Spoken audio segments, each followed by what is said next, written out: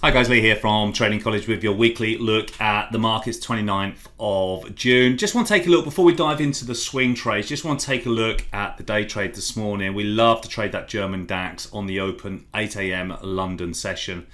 So we drifted lower for about 15 minutes, and then boom, the 8 a.m. The exchange is open and the cash session opens and we're away.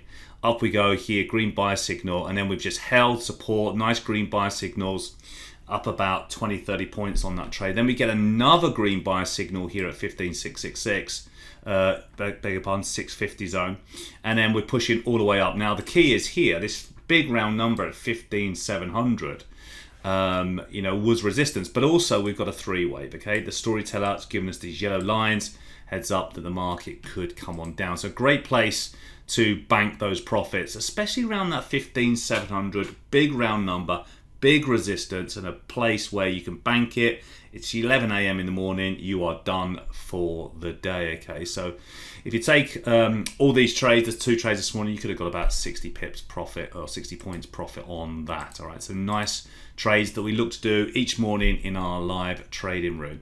Okay, let's dive into, I want to go and have a look at some swing trades here, and I want to take a look at the New Zealand pairs. Let's dive into those. Let's look at the New Zealand CAD to start with. You can see we got red PTS. Our sell signal was way over here at 91. We're trading down at 86.58 here.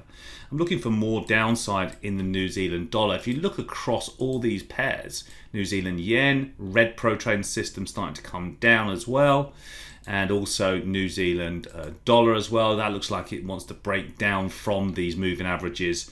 We're starting to get a momentum as well, shift to the downside, nice momentum trigger and red PTS combination.